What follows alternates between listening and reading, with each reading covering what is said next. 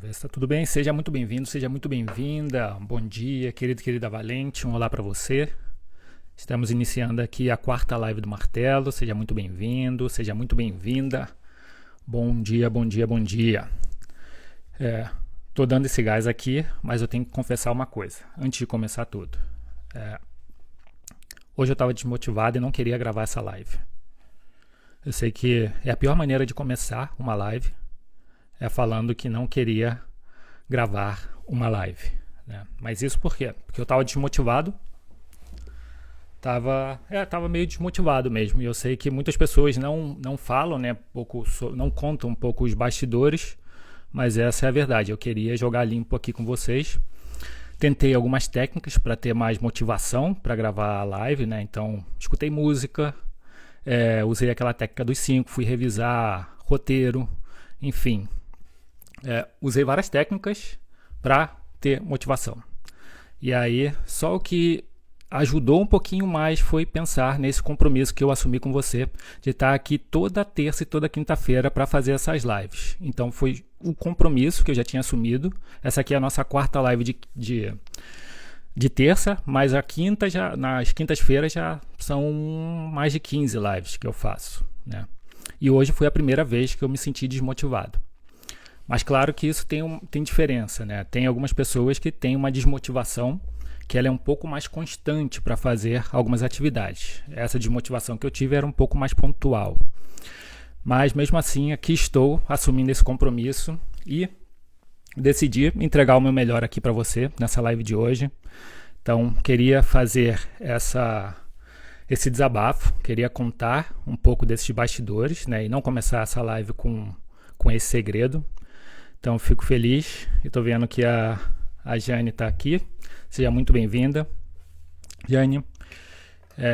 Vamos lá. Então, a live de hoje, toda terça-feira às 8 e 7 da manhã, a gente tem a live do Martelo. A live de hoje é esse tema aqui. A gente já vai direto para o assunto. 5 erros comuns que todo estudante comete. E você deve estar perguntando, Edu, eu não sou um estudante, eu não sou uma estudante. E eu quero começar a alinhar aqui o que é ser estudante, né? Porque tem gente que pensa que estudante é só aquela pessoa que está numa graduação ou numa pós-graduação ou está fazendo algum curso, né, online, coisas do tipo. Isso é um tipo de estudante, né? Um estudante que eu chamo de estudante formal. Aquele estudante que também está inscrito, matriculado em um curso de idioma, esse é um estudante formal. Mas a gente vê uma quantidade imensa de pessoas que não estão inscritas em nenhum curso de graduação, pós-graduação, nenhum MBA, nenhum curso de idiomas, nem mesmo inscritas em um curso online, mas que são estudantes. Muitas delas são autodidatas, muitas delas querem aprender alguma coisa para melhorar a própria vida, seja em questões de saúde, de estudo ou de trabalho. Então essas pessoas também são estudantes. E é justamente com você. Se você é estudante formal, essa live é para você. Se você é um estudante que não está matriculado ou inscrito, essa live também é para você. Eu estou aqui para te ajudar. Se você é novo ou nova por aqui, meu nome é Eduardo Farias, eu sou mestre em filosofia e com enfoque em filosofia prática, né? Aquela filosofia que se preocupa em resolver os problemas da vida concreta, né? Então, se você é novo ou nova por aqui, eu quero te dar as boas-vindas de novo, reforçar essas boas-vindas e quero te dizer que eu estou aqui para ser o seu professor e o seu mentor de autodesenvolvimento e autocuidado para você ter melhores resultados no que eu chamo na área 7, né? Saúde, estudo e trabalho. Edu, e como a gente consegue isso, né? Como conseguir ter melhores resultados nessas 3 áreas que eu acho que todas as pessoas desejam, né? Saúde, estudo e trabalho. Como conseguir isso? Esse é o X da questão, né? Porque toda terça e toda quinta-feira eu tô aqui para te ensinar estratégias para você vencer a autossabotagem em 10 semanas, justamente para isso, para ter mais saúde, crescimento profissional e eficiência nos seus estudos. Então, uma das estratégias é vencer aqueles autossabotadores que te impedem de se desenvolver melhor na saúde, no trabalho e nos estudos. Então, toda terça-feira, toda quinta-feira a gente está aqui para isso, né? Para te entregar, pelo menos eu estou aqui para te entregar as principais estratégias para você vencer a autossabotagem. Eu sei que a autossabotagem gera procrastinação, falta de foco, falta de concentração, desmotivação, né? Então esse é o objetivo. Em outras lives eu já comentei, já fui a fundo sobre falta de concentração, falta de foco, medo de fracassar também, perfeccionismo. Isso eu já falei em outras lives. Depois, se você quiser, você pode mandar um comentário, me escrever por inbox, que aí eu te sinalizo cada uma dessas lives. Já tem também replay lá aqui no canal do YouTube, se você está assistindo no gravado. Então essas lives estão aqui, né? Então só me mandar por direct, comentários, o que for. E eu queria saber, Jane, você fala de onde? Jane,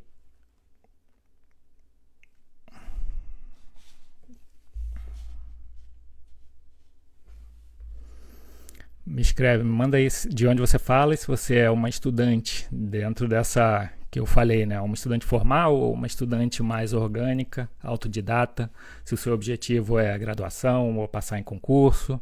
Ah, da Bahia, que legal.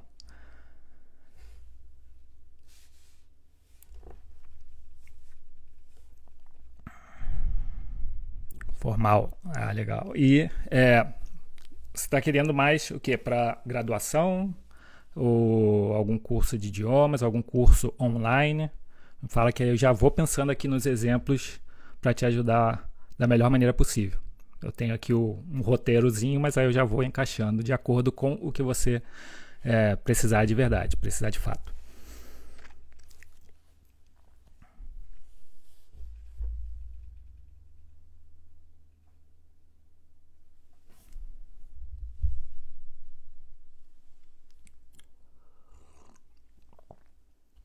E aqui às vezes tem um delay, eu já calculei, né? Às vezes são um atrasozinho de 6 segundos, 7 segundos. Hoje eu acho que é um pouquinho mais, mas então eu vou esperando aqui. Vamos lá. Então hoje a gente vai ver esses 5 erros, né, comuns de todo estudante, e tanto os estudantes formais como os estudantes mais orgânicos e autodidatas. E eu quero começar aqui, ó. Isso, legal. Exatamente. Aqui desenvolvimento pessoal, né, autodesenvolvimento, entregar estratégias para que você mesma também encontre saídas, né, porque uma coisa é estar como mentor e como professor orientando, outra coisa é também ter ou desenvolver ferramentas de acordo com as próprias necessidades, né? Mais legal. Vamos lá, então hoje nesses 5 erros aqui que eu vou falar. Antes de começar com os 5 erros, eu queria começar com algo importante, né? Porque estudar é um dos comportamentos que podem te levar a lugares e a viver experiências inimagináveis. Realmente, coisas que você não imaginava. Eu falo isso não só por ter lido em livros, mas por experiência própria, né? Porque se teve uma coisa que me permitiu viver coisas que eu não imaginava, foi estudar ou desenvolver o gosto pelo estudo, o gosto pela leitura e também esse desejo de estudar da maneira certa, né? Por que eu conto isso? Porque isso me permitiu estudar ou desenvolver esse gosto pelo estudo e querer estudar de uma maneira eficiente.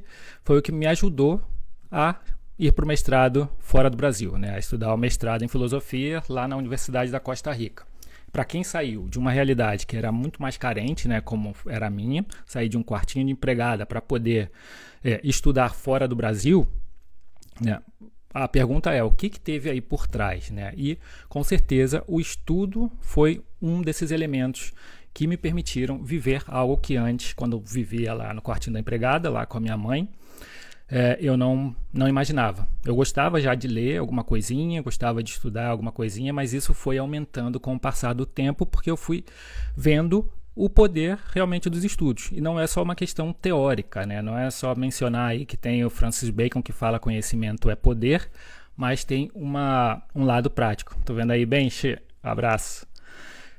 Mas também tem um lado prático. Então, estudar aqui é um dos comportamentos que realmente podem te levar a lugares e a viver experiências inimagináveis, né? E aí eu estou contando essa experiência que foi estudar lá na Universidade da Costa Rica, e quando eu estava na Universidade da Costa Rica me permitiu conhecer, por exemplo, a Catarina, que hoje é a minha esposa. Então, através do estudo. Olha só, que eu fui parar lá na Costa Rica, na Universidade da Costa Rica, para fazer o mestrado, mas também isso me ajudou, enquanto eu estava estudando, conhecer uma outra pessoa que também gostava de estudar, e aí criar um bom relacionamento, me apaixonar e me casar. E hoje vir aqui para morar na Alemanha. Então, eu muitas vezes associo isso com um bom desenvolvimento desse comportamento, né? De estudar ou desejar estudar mais. Então, por isso que eu falo que estudar é um dos comportamentos que podem te levar a lugares e a ter experiências que você não imaginava antes. Mas também pode te ajudar a desenvolver autoconfiança, por exemplo, um alto valor também. Então, estudar tem um valor intrínseco. E se você souber estudar da forma certa, melhor, porque vai te trazer também mais autoconfiança e também vai abrir o teu horizonte para viver essas experiências, né, que você ainda não parou para imaginar, né? E outra coisa, né, estudar é um estilo de vida, né? Muita gente fala que estudar é só técnica de estudo, né? É importante você saber um pouquinho da neurociência, é importante saber como funciona o cérebro para tirar o maior aproveitamento possível. Mais para frente eu vou explicar isso melhor, mas do que adianta você ter todas essas técnicas se você não gostar de estudar, ou se você não tiver uma boa base, né, comportamental para aplicar essas técnicas, né? Então, estudar para mim é um estilo de vida, né? E aí, como eu falei, tem aqueles estudantes que são formais, né, que estão matriculados, inscritos em algum curso, e tem os estudantes mais orgânicos, que são esses que são meio que autodidatas, né, ou já encontraram algum objetivo que querem, seja profissional, seja mesmo ter no próprio estudo, né, ou passar numa graduação, ou ser aprovado em um concurso público, ou passar ou ser aprovado em uma pós-graduação, né, lato sensu, como seria o MBA, ou o stricto sensu, mestrado e doutorado. Então, se você conseguir desenvolver, né, ou associar o estudo como um estilo de vida, isso facilita muito mais, né? Isso aí te ajuda a usar e potencializar as técnicas de estudo. Isso a gente vai ver. Então, vamos direto aqui, a pergunta fundamental, né? Quais são esses erros que todo estudante comete para querer estudar, para querer aprender aquilo que ele realmente precisa, né? E eu começaria aqui, eu falei que eram 5, mas na verdade são 7. Eu vou entregar aqui 7 erros comuns. E eu fiz aqui o erro 0 e depois a gente vai ter um erro extra, que é o 6º. O erro 0 eu comecei pelo ponto de partida, né? Eu pensei aqui no ponto de partida, que muitos estudantes cometem, que é não estudar sobre a melhor forma de estudar ou a melhor forma de aprender. Ou seja, muitas vezes você ainda não desenvolveu aquele desejo de saber como estudar melhor. E aí, porque quando você está em algum curso, ou se você se inscreveu em algum curso online, ou se você fez a graduação ou está na graduação, né, o grande problema é que você tem lá uma disciplina, às vezes, que é uma coisinha assim de 30 minutos por semana, né? Menos de um semestre você tem aquelas que são metodologias de estudo. E metodologia de estudo são várias técnicas, né, para você estudar, para reduzir procrastinação. E aquilo você viu ali poucas horas, pouco tempo, ao longo de 4 anos de estudo, né? Ou seja, quase nada para desenvolver esse seu desejo ou abrir esse seu horizonte para querer estudar da forma certa. Então esse é um dos erros comuns, né? Muitas vezes eu não culpo você, mas às vezes, algumas instituições também, né? Mas é importante destacar isso. E se você está aqui, eu acho que você já começou a perceber, né, que se você comete algum erro nos estudos, né, é bom saber que erros são esses. E aí eu acho que você já está um pouquinho mais avançado, pelo menos nesse erro comum aqui. Você já está começando a solucionar esse erro, que é como aprender a aprender, por exemplo. Então vamos aqui para o primeiro erro, né? Esse foi o básico, né? Foi a base, foi o erro 0. E qual é esse primeiro erro, então? O primeiro erro é você não relacionar, né, o que você precisa estudar e aprender a um propósito ou uma função maior na sua vida, né? Deixa eu tentar explicar isso aqui, né? Vamos pensar em termos práticos. Quando eu estava na graduação, na verdade eu fiz graduação em comunicação social, com ênfase em jornalismo, lá eu tive uma preocupação. Eu estou fazendo uma engenharia reversa aqui, né? Eu estou pensando em como foi uma sacada que eu não percebia na época, mas que me ajudou, né, a estudar melhor. e que me ajudou a sanar um problema que eu vi que muitas pessoas cometem. Então, quando eu estava na graduação de comunicação, ênfase em jornalismo, lá na graduação não tinha, por exemplo, jornalismo científico. E aí, muitas vezes, você não quer estudar, não queria saber sobre jornalismo científico.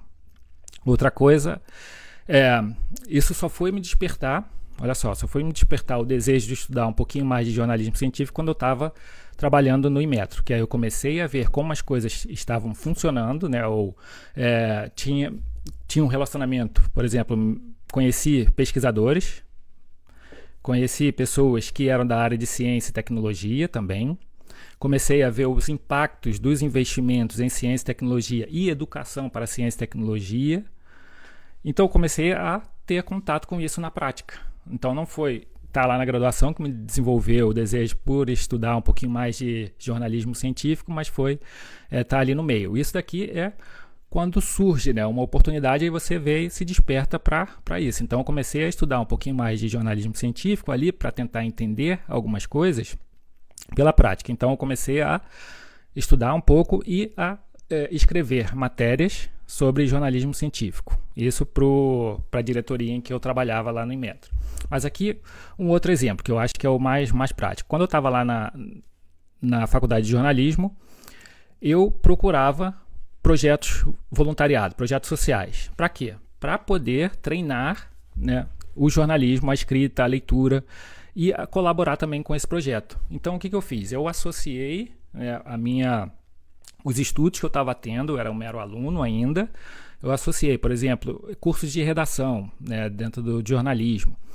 E aí jornalismo investigativo, ou como fazer uma pauta, né? Tudo isso é algo mais específico dentro da faculdade de jornalismo. Então, eu comecei a pegar tudo isso que eu tinha aprendido e aplicar, por exemplo, em projetos ou em organizações não governamentais. E aí, eu pegava o conhecimento que eu tinha lá, mais teórico, e aplicava isso em organizações não governamentais, pedindo para poder escrever matérias, participar ali de alguns projetos, fazer algumas coberturas também. Então, esse contato que eu fiz, eu relacionei o conhecimento técnico que eu estava tendo na faculdade com com uma prática. Eu não precisava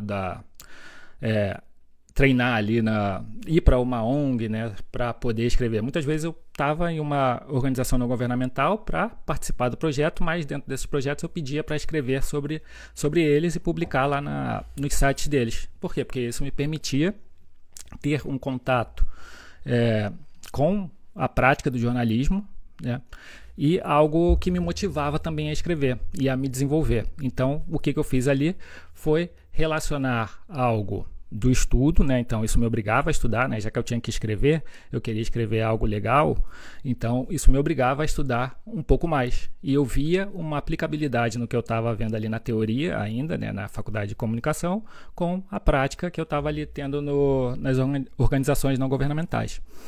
Então esse é um exemplo. Então se você consegue associar, relacionar, né, o que você precisa ou está estudando com algo mais com uma função maior, né, você pode criar essa função, como eu criei, né, como participar dessas organizações não governamentais.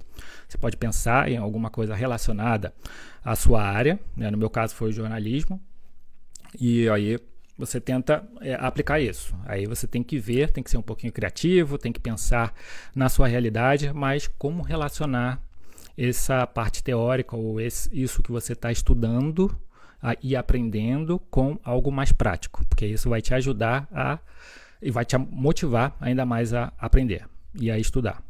No outro caso era quando eu estava no mestrado, eu estava estudando já algumas teorias de justiça, eu saí de comunicação e fui fazer o mestrado em filosofia, né? Eu tive uma mudança aí grande.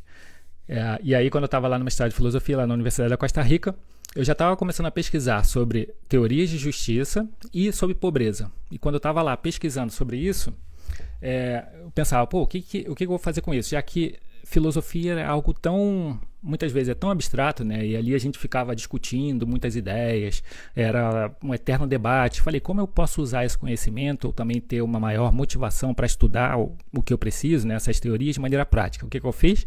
Eu criei não foi nem uma comunidade, uma página no Facebook para falar sobre pobreza e para falar também algumas coisas de teorias de justiça, né? Justiça social. E aí eu publicava ali, então isso me obrigava a pesquisar diariamente notícias também e artigos científicos para ter conteúdo para publicar ali naquela página. Então, o que eu fiz?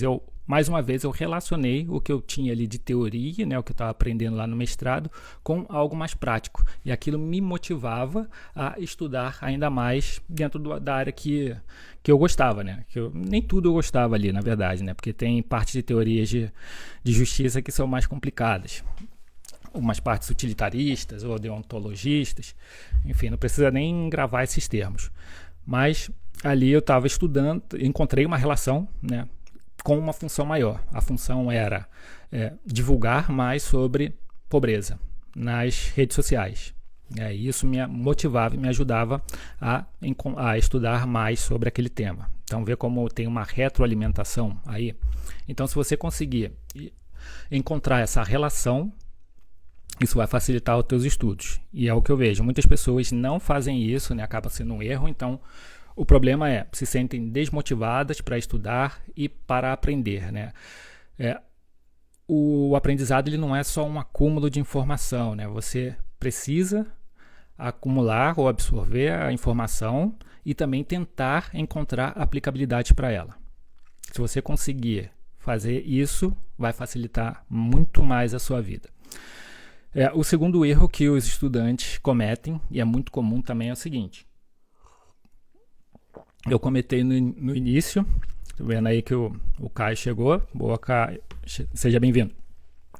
Outro erro aqui, o segundo erro que todo estudante comete é o seguinte, achar que estudar é só técnica, né? Só você desenvolver, por exemplo, uma boa técnica de leitura, né? Às vezes até leitura dinâmica. Eu cheguei a estudar quando eu estava no mestrado, fazendo mestrado lá em filosofia. Eu estudei técnicas de leitura dinâmica, porque como era um outro idioma, eu achava que eu lia lento e era um volume grande de leitura que eu tinha que fazer, né? Em filosofia você precisa ler muito artigo, muito ensaio, muitos livros, capítulos de livros para debater. E como eu estava lento, era ter que ler tudo em espanhol, eu tinha que melhorar ainda mais a minha capacidade de leitura, e então eu fiz um curso de leitura dinâmica. Aquilo era só uma técnica, né? Mas por trás das técnicas tem outra coisa que eu vou te falar. Então as pessoas pensam que o erro é pensar que estudar é só técnica de estudo. Então, ou ter uma técnica de memorização, como memorizar melhor aquele conteúdo que você está estudando, ou como ter uma técnica de revisão ativa, né? Antes as pessoas revisavam só escrevendo no papel, né? E olha só, você escrevia e depois ia lá e lia, né? E hoje em dia, o que vários neurocientistas já estão dizendo é que uma revisão ativa ela é muito mais eficiente, com palavras-chave, por exemplo, em momentos certos, que aí uma vez que você estudou algum conteúdo, você pode fazer mentalmente uma revisão ativa daquele conteúdo, você pode escrever depois as palavras-chave e tentar recordar o conteúdo através dessas palavras-chave. Tudo isso é o que vai fortalecer a tua memória, né? Vai fortalecer a fixação do conteúdo que vai sair da memória de curto prazo, ali do teu hipocampo, né? E vai levar para o neocórtex, que é onde ficam armazenadas as memórias de longo prazo. Então, hoje em dia, se fala muito em revisão ativa, né? Isso é importante ter, mas é técnica, né? Isso é técnica de estudo. Se você estuda, né, você precisa usar essa técnica, mas eu vou te falar que não é só isso. Outra técnica é a técnica Pomodoro, né? Então, todo mundo fala, quando for estudar, use a técnica Pomodoro, porque ela funciona, e realmente funciona. Eu já apliquei, na verdade eu uso, né, nos meus estudos, que é nada mais nada menos que você pegar uma matéria e estuda ela por sessão, né? Você pega uma matéria e estuda ali por 25, 35, 45 minutos. Isso vai depender da sua habilidade, da sua capacidade de concentração em uma mesma matéria, em um mesmo conteúdo. Então você vai lá, estipula um tempo para estudar, e aí vamos supor que sejam 25 ou 30 minutos. Você coloca lá 30 minutos estudando. Faz uma pausa de 5 ou 10 minutos, né? Geralmente para 30 minutos, 5 minutos está legal. depois você retoma, né? Aí você pode retomar a mesma matéria ou outras, né? Então essa seria a técnica Pomodoro. Por quê? Porque dá tempo do seu cérebro também você descansar, se recuperar, o teu cérebro fazer as assimilações e fortalecer essa associação, essa transferência da memória de curto prazo para a memória de longo prazo. Você não se sente exausto. E outra coisa, né? O nosso cérebro ele tem um modo focado e um modo difuso, né? Isso também permite trabalhar os dois, né? Modo focado é quando você está ali, naqueles 30 minutos você está lendo, está escrevendo, está sublinhando. E o modo difuso é esses 5 minutos que você parou para relaxar, para fazer alguma atividade. E o teu cérebro ainda está lá, está trabalhando aquela informação que você acabou de ver, mas ele está no modo difuso. Então, isso ainda também é técnica, né? Fragmentação de estudo também é técnica, gente. Você não estuda só um blocão ou pega um dia para estudar a mesma matéria, né? Aí também já tem vários estudos que não recomendam isso, né? O nosso cérebro ele é muito disperso, ele gosta de novidades. Então, se você fica com uma mesma matéria sempre, vai estudar 2, 3 horas a mesma matéria, as chances são grandes de que você não tenha um bom aproveitamento, porque o teu cérebro já vai criar uma certa familiaridade e vai tentar desviar o foco, a atenção para outras coisas. Então, o que se recomenda hoje é você estudar um bloquinho ali de uma sessão ou 2 sessões da mesma matéria, já muda para outra, ou já muda para estuda, depois faz uma revisão ativa, depois passa para uma outra matéria, estuda, faz uma revisão ativa, né? Mais uma vez, isso é técnica. Então, como eu falei, que o erro é achar que estudar é só técnica. Isso é o que a maioria das pessoas te ensinam, né? Estudar é técnica e esse é o erro. Então, Edu, se estudar é só técnica, então não é técnica, o que é então, né? Aqui é que tá. A maioria das pessoas erram porque não veem o estudo como uma parte técnica e uma parte comportamental. Às vezes a parte comportamental ela vem até antes, né? A parte comportamental é você ter ali boas noites de sono, por exemplo, uma boa hidratação, saber os motivos pelo qual você está estudando, também vem de uma parte comportamental. E por que falar da parte comportamental? Porque se você tem a técnica, essa técnica talvez não se sustente ao longo dos dias da semana. Você só tem a técnica, mas se você não tem uma base boa de comportamento que te mantenha motivado para estudar, essa técnica aqui ela se esfarela, né? Ela não funciona. Então você precisa ter uma boa base comportamental também para que a base técnica possa ser praticada com consistência também. Então aí você vai reduzir a procrastinação, a falta de motivação, a falta de foco, a falta de concentração, né? Isso por quê? Porque você vai desenvolver também uma boa base comportamental. Então, estudo é base comportamental e base técnica. Estudar não é só técnica, é também comportamento, né? Então, para você desenvolver um melhor comportamento para o estudo, né, que eu chamo muitas vezes de estilo de vida, é quando você sabe o motivo que você está estudando, né, qual o benefício você vai ter com o estudo em geral, né? Porque nunca é só passar numa disciplina, nunca é só ser aprovado na graduação, né? Sempre tem uma outra coisa. Nunca é também ser aprovado na graduação, conseguir um melhor emprego, receber um dinheiro, uma melhor remuneração. E aí muitas pessoas param aí, mas essa boa remuneração, a melhor remuneração te leva a quê? Né? A ter uma maior satisfação, a poder ajudar a família, né? Então isso é parte de construção de comportamento. Já falei isso também em outras lives aqui no canal. Vamos lá, e o terceiro problema, o terceiro erro comum.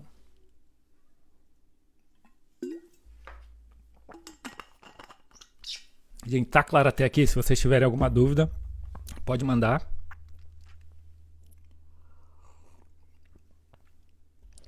Que eu vou tentando responder. Então, o terceiro erro comum é o seguinte, é não se autoavaliar com base nos problemas de autossabotagem, né? Outro dia eu estava comentando com uma amiga, encontrei uma amiga, uma colombiana, aí estava ela e o namorado dela, até por acaso, porque ela mora aqui perto de casa. E aí eu peguei o trem aqui e encontrei com ela no trem, com os dois. E aí a gente estava conversando. E ela tinha perguntado como estavam as aulas que eu estava dando aqui no Instagram. E eu tinha comentado com ela e tinha falado que muitos dos temas são autossabotagem. Ela já tinha estudado, por exemplo, o doutorado, se eu não me engano foi lá na Colômbia mesmo. Ela tinha terminado o doutorado e ela tinha contado como ela tinha se sabotado, né? Ou seja, com perfeccionismo, com medo do fracasso. E, inclusive, esses dois pontos aqui é o que eu vou te ensinar daqui a pouco também, né? O problema da autossabotagem e esses dois pontos. Então, ela tinha falado, que legal que você está falando sobre isso, porque eu vivi durante o meu mestrado e o meu doutorado. E vi muita gente não concluir o mestrado e o doutorado porque se sabotaram, né? Porque quando você vai para um curso de pós-graduação, até mesmo na graduação, ninguém te ensina essa base comportamental também. Hoje em dia estão falando um pouco mais da procrastinação, né? Estão te dando, ensino um pouquinho mais de técnicas de como combater a procrastinação, mas procrastinação muitas vezes é sintoma, né? Não é o problema em si, é sintoma, e às vezes está relacionado a ciclos de autossabotagem. Então, um dos erros grandes dos estudantes é justamente a autossabotagem. Aqui, ó, a Jane falou que o meu maior problema é a autossabotagem, realmente. Tá vendo? Que não é...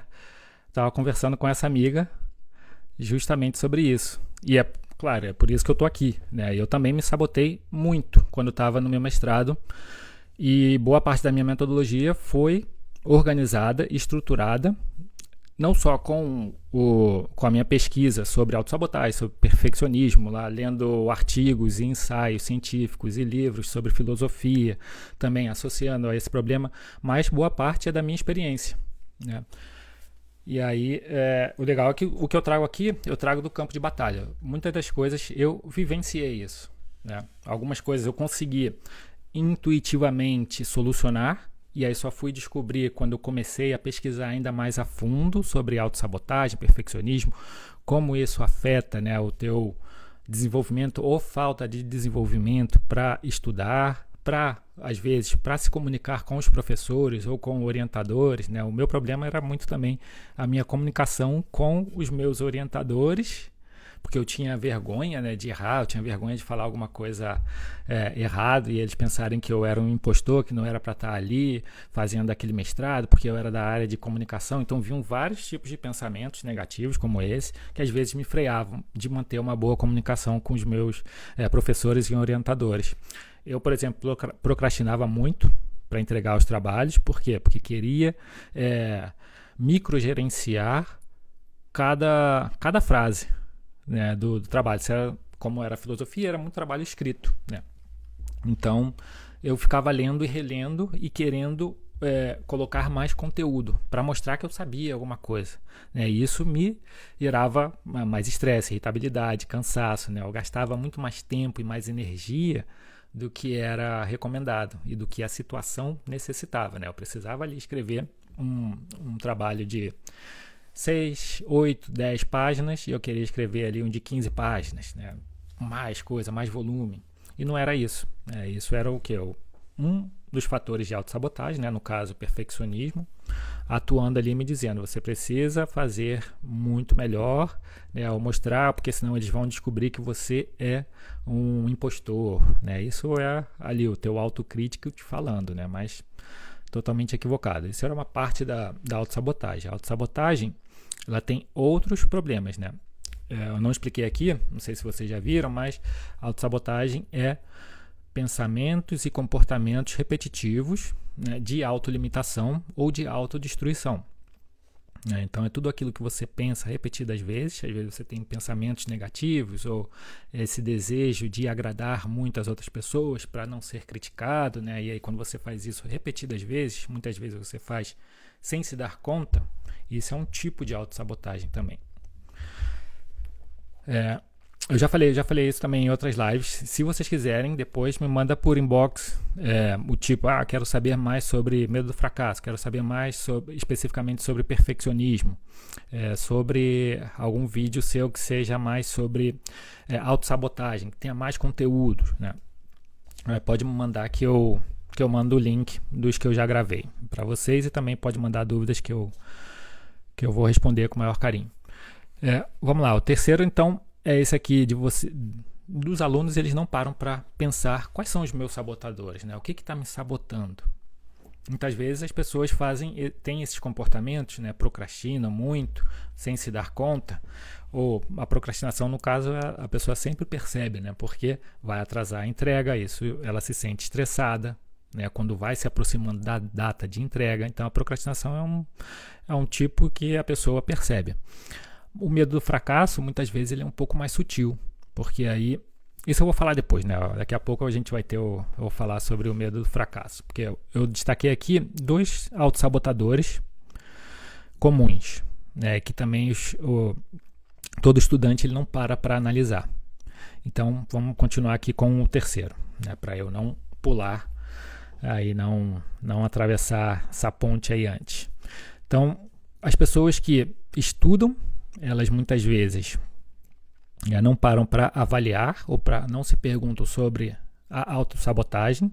Eu já vi que a Jane já falou: meu maior problema é a autossabotagem. Então você já está com um nível de consciência um pouco mais elevado, né? Você já começou a perceber que ou está dentro de um ciclo de autossabotagem, e aí depois você precisa identificar que tipo de ciclo de autossabotagem é esse. É o que? É o de bloqueio, né? Porque tem um ciclo de autossabotagem que te bloqueia de começar tarefas que você precisa fazer. O outro é o que você já começou, mas você procrastina cronicamente, constantemente, né? Então não consegue avançar muito, entregar os trabalhos ou fazer tarefas, realizar ações, né, dentro do prazo. E tem o outro que já é o hiperfoco com pouco resultado. Esse também é um outro ciclo de autossabotagem que eu identifiquei, que é a pessoa, você já começou a fazer, você sabe o que você quer, você tem um objetivo claro, por exemplo, né, passar num curso da graduação, né? Estou ali fazendo administração, então tem um cursinho lá da administração, uma disciplina, eu quero passar nela, mas eu estou hiperfocado, mas não consigo entregar os trabalhos direito, eu ainda perco o prazo, mas eu estou hiperfocado. Por quê? Porque todo dia eu paro, sento, estudo, pego, reviso. Então esse também é um outro tipo de autossabotagem, né? Que é o autossabotagem de hiperfoco. Olha só, então a gente tem 3. Tem o de bloqueio, tem o da procrastinação mais crônica e tem esse de hiperfoco com pouco resultado. Então você pode avaliar, né, qual é o seu problema. Aqui, ó. Começar e não ter motivação suficiente para continuar, né? Isso é verdade. Aí o Benji falou que se existe algum teste possível ser feito para tentar identificar se estamos nos auto-sabotando sem perceber. Isso daí não existe da autossabotagem especificamente, mas existe, por exemplo, do perfeccionismo e da autocobrança excessiva, né? Que aí se chamam inventários. Então, você pode avaliar por inventários, que é um conjunto de perguntas. Então, tem alguns que são 30 perguntas que eles fazem sobre a sua infância, sobre o seu relacionamento com os seus pais, o seu relacionamento com as outras pessoas. E aí vai te dar o maior nível de consciência. Então, você tem um conjunto de perguntas, né? Tem inventários, para você saber se você tem tendências perfeccionistas ou não. E aqui vale lembrar, né? Porque perfeccionismo e autocobrança excessiva ou autossabotagem não são doenças, né? Não são psicopatologias, né? São debilidade, eu chamo de DVI, debilidade da vida interior. No caso dos autossabotadores, eu desenvolvi uma ferramenta que eu chamo de roda do perfeccionismo, em que eu destaco 11 pontos para você se autoavaliar, por exemplo, Benji. Então, você, a partir dessa roda, sabe que existe uma roda que se chama roda da vida, né? E aí você vai vendo lá várias áreas, e aí você pode se dar uma nota para avaliar.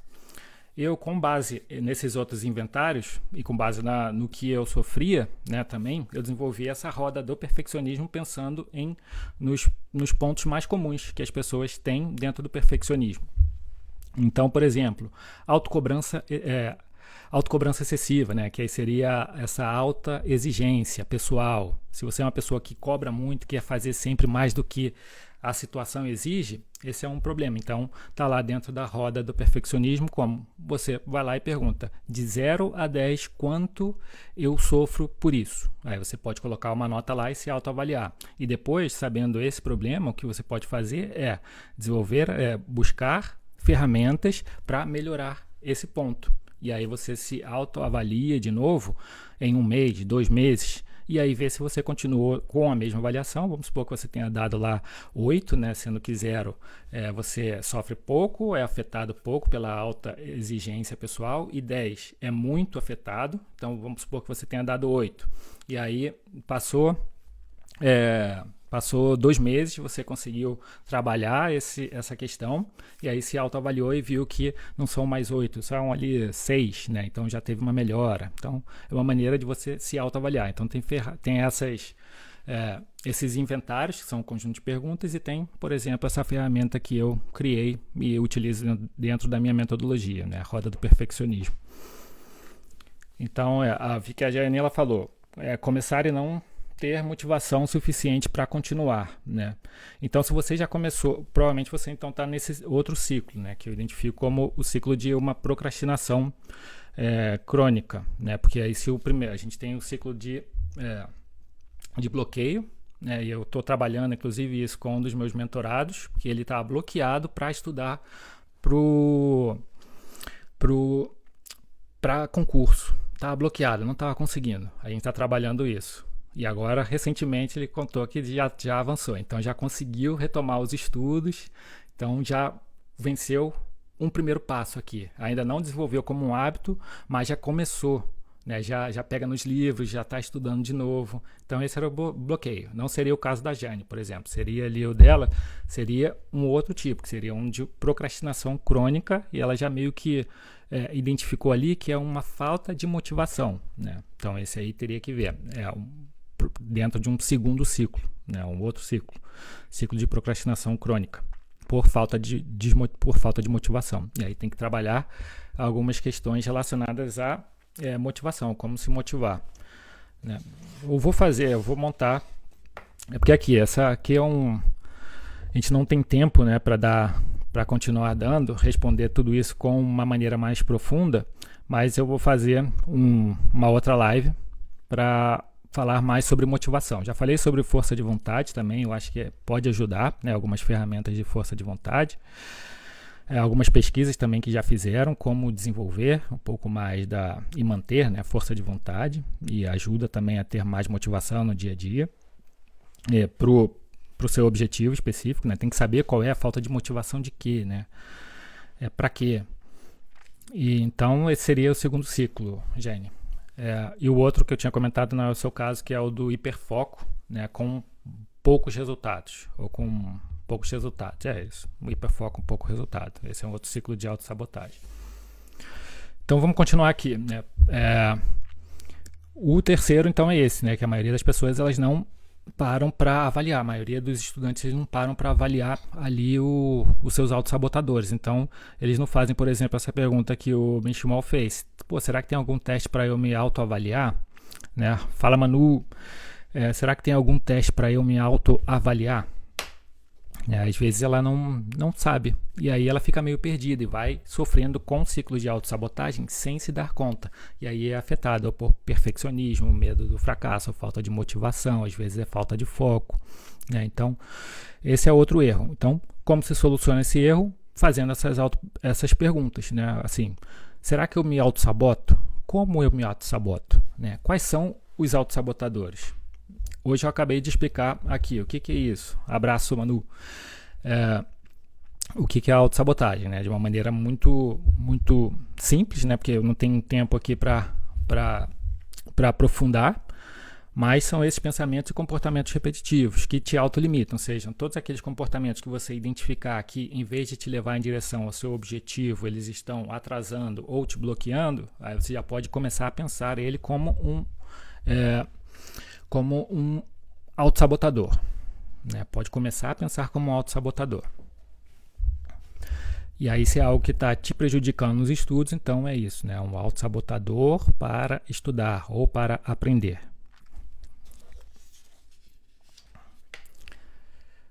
Vamos passar aqui para o quarto. O quarto erro comum, né, dos estudos é justamente um do autossabotadores. Como mencionei que um dos problemas é não saber se autoavaliar ou não se autoavaliar, né, os problemas de autossabotagem, então eu já trouxe aqui, pensei em dois, né, para esse encontro de hoje, pelo menos em dois. O primeiro é o perfeccionismo e o outro é o medo de fracassar. O perfeccionismo ele já pode ser considerado sim um autossabotador, né? Porque ele vai te impedir. Muita gente pensa que não, quanto mais eu me cobro, se eu sou uma pessoa perfeccionista, maiores são as chances de conseguir, e a verdade é que não, né? Hoje em dia a gente já tem vários estudos, tem uns aí feitos por Hill, da London School of Economics também, que eles perceberam que, por exemplo, dentro do perfeccionismo, quanto mais você se cobra, né, maiores não são as chances de você ter ou conseguir os seus objetivos, né? São menores as chances. Aquelas pessoas que eles fizeram pesquisas com dois grupos distintos, e um grupo se cobrava muito para alcançar um objetivo, outro grupo não, normal, né? Eles obviamente que tinham que estudar e se preparar para alcançar um objetivo. Aqui eu não lembro muito bem qual era o objetivo ali, mas era um objetivo, não sei, vamos pensar aqui, escrever ali um ensaio, alguma coisa. Então, dois grupos ali, eles estavam estudando, eles tinham que alcançar um objetivo. O que se cobrava muito, acabou tendo, muitos dos que se cobravam muito, acabou tendo um resultado inferior ao que o outro grupo que não se cobrou teve, né? Ou igual ao que se cobrou, ou seja, nunca superior. Então vê que se cobrar muito, eles perceberam que não é um bom caminho, por exemplo, e é um dos problemas que afeta, que é das pessoas com perfeccionismo, né, com tendências perfeccionistas. Então aqui, quando ocorre o perfeccionismo, quando a pessoa, às vezes, o perfeccionismo tem que parar para pensar, porque às vezes, como é um problema multidimensional, né, teria que avaliar com um pouquinho mais de precisão. Mas geralmente perfeccionistas têm uma alta exigência pessoal, por exemplo, tem uma reatividade aos erros e também uma síndrome do impostor, né? Então, elas vão querer sempre fazer tudo muito bem feito, né? E isso vai gerar um maior desgaste, um maior gasto de tempo e energia necessários, né? E também vai aumentar o nível de estresse, irritabilidade. Para simplificar aqui, a gente pode pensar o que alguns pesquisadores chamam uma das dimensões do perfeccionismo, né? Você querer fazer mais do que a situação exige. Então, se você está fazendo mais do que a situação exige, esse é um fator ou um ponto de perfeccionismo. E isso ocorre muito com as pessoas que estão estudando. Elas sempre pensam que tem que entregar um trabalho lindo e maravilhoso, porque senão ou o professor ou os companheiros vão criticar elas, ou vão pensar que ela é uma impostora, né, porque não fez o melhor trabalho de todos ali, ou porque não ganhou, porque não tirou uma excelente nota. Então o que acontece? Ela está ali tentando fazer as tarefas e ela se cobra excessivamente para ter o melhor rendimento. Então, ela fica tentando microgerenciar os erros, né? Isso aconteceu muito comigo quando eu estava no mestrado. Para ver, porque eu nem sofria tanto na graduação. Eu me preocupava sim em escrever boas matérias, né? Já tinha, obviamente, que os traços perfeccionistas ali, mas eu senti isso muito mais pesado quando eu estava no mestrado. Eu procrastinei muito porque eu pensava em microgerenciar os erros. Eu não queria errar nem vírgula ali, né? Queria entregar os trabalhos bons para que os professores soubessem que eu era uma pessoa que estava capacitada para estar ali naquele mestrado. Então, esse era um problema de perfeccionismo, por exemplo. Então, as pessoas, os alunos, o estudante, né, tanto formal como o estudante mais orgânico, esse que quer aprender alguma coisa, né, fora, mesmo não estando matriculado no curso, ele vai se cobrar muito para aprender muitas coisas e fazer tudo muito bem feito, né? E muitas vezes ele não para pensar que é um problema do perfeccionismo. Então, um dos erros das pessoas, dos estudantes, é não avaliar o seu perfeccionismo, não se perguntar sobre se são ou não perfeccionistas. O quinto erro é que sentem muito medo de fracassar, né?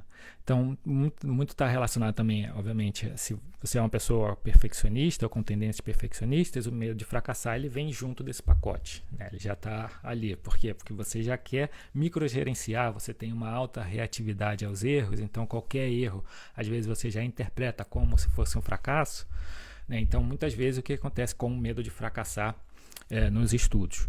Você acaba baixando as suas expectativas e tenta baixar as expectativas das outras pessoas. Então aí é um mecanismo de defesa, por exemplo, para você falar para si e para os outros que você nem estava tão preocupado com a disciplina ali que você estava estudando.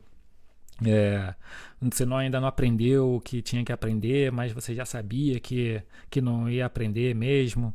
Por quê? Porque você está falando ali, não, eu não vou aprender mesmo, então já está falando para as outras pessoas que não vai conseguir. Então, se você não consegue mesmo, por exemplo, passar, ser aprovado em uma disciplina, em algum curso, né, online ou presencial, você está falando para as outras pessoas que não ia passar. Então, se você não passa, você simplesmente está justificando. Viu? Falei, né? Eu vou passar mesmo. Isso aqui é para você baixar ou reduzir o mecanismo de defesa. Você está diminuindo essas expectativas para quando ou se ocorrer a frustração de não passar, você conseguir, para você não sofrer tanto, como se você criasse uma expectativa de que ia dar tudo certo, que você ia ser aprovado naquele curso e aí acabou não sendo aprovado, né? Enfim, acaba sendo um mecanismo de defesa mesmo, né? Baixar essas expectativas para você não sofrer muita frustração em caso de não conseguir. Então isso está relacionado a medo do fracasso e muitos estudantes cometem isso, né? Fazem isso sem se dar conta. Então elas diminuem as suas expectativas, né? O seu potencial, elas subestimam, né? As suas próprias habilidades, pensando em reduzir a frustração lá na frente, se ela não conseguir. Então esse é um dos problemas. Então, sentir medo do fracasso é um dos erros comuns. Sentir muito, né? Porque medo de fracassar não é o problema. Medo vamos pensar aqui para explicar isso melhor, né? Porque medo todo mundo sente, né? É uma emoção e não tem como, você não controla o medo. O que você controla, na verdade, e isso Aristóteles já tinha percebido isso, ele escreveu lá na Ética a Nicômaco, né? Você não pode ser uma pessoa que não tenha medo, porque se você não tem medo de nada, ou se você não sente medo, você é irresponsável. Então você vai fazer as coisas sem parar para pensar, sem parar para calcular. Você pode ter medo, mas você precisa aprender a enfrentar e a realizar apesar do medo, né? E você deve realizar e enfrentar com prudência. Isso é o que Aristóteles disse e que hoje a mesma ciência continua repetindo, né? Então o problema não é ter medo, né? Você vai ter medo. O problema é você se sentir paralisado e não realizar aquilo que você precisa realizar ou deseja realizar por causa do medo. Então, muitos estudantes o que fazem com o medo de fracassar é baixar suas expectativas. Então, você não está enfrentando ali. Você não está dando o seu melhor nesse aspecto, né? Porque você está reduzindo as suas expectativas, né? Para não tentar, para evitar a frustração futura. Então, esse é um ponto, né, de não enfrentar o medo de fracassar, né? De você... Então, esse é um dos pontos. O sexto e o último aqui, erro comum, dos estudantes é o seguinte: eles não praticam o auto-perdão, a autocompaixão. E aqui é engraçado, eu não estou falando de uma ética cristã. Estou falando mais com uma base científica. Já fizeram um estudo na Universidade de Carleton, no Canadá. Foi um estudo liderado por um psicólogo chamado Tim Pychyl, que eles pegaram dois grupos de estudantes, né, e aí eles estavam analisando procrastinação, como vencer a procrastinação. E aí eles pegaram dois grupos de estudantes e pediram para que o primeiro grupo, ele simplesmente era um grupo que tinha o hábito de procrastinar muitas coisas, né? Eram procrastinadores crônicos. E o segundo grupo também era procrastinadores crônicos, mas o Tim Pychyl e sua equipe, ele deu para eles um exercício, que era autogratidão, um auto-perdão. Então, eles levavam uma semana normal ali de estudos, o grupo A e o grupo B. O grupo B com as instruções para se perdoar, né, sempre que procrastinassem, e o grupo A não, né, eles seguiam normal. E aí eles perceberam que, ao final da pesquisa, o grupo B, aquele que aplicou a técnica do auto-perdão quando procrastinou, tendeu a procrastinar menos nas tarefas seguintes. Então, eles tinham maior capacidade de realização das tarefas. Então, essa era uma técnica comprovada já, para você reduzir a procrastinação. Então, praticar o auto-perdão, ele é pouco feito pelas pessoas, por exemplo, pelos estudantes. O que acontece os estudantes, quando erram ou quando fracassam, eles se castigam, eles se criticam ainda mais, né?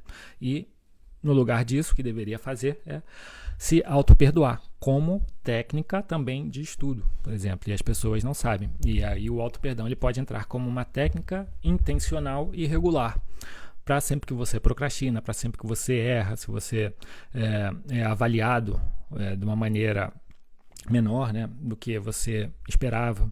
Se você aplica isso, você tem mais chances de se recuperar daquela frustração e também procrastinar menos e realizar mais tarefas em direção ao seu objetivo. Então, a maioria dos estudantes não aplicam essa técnica, por exemplo, e, pelo contrário, acabam se autocastigando e se autocriticando, né? Então, levar em consideração essa pesquisa realizada lá por Tim Pite, ou pelo pessoal lá da Universidade de Carleton, no Canadá, pode ajudar, sim, a estudar melhor.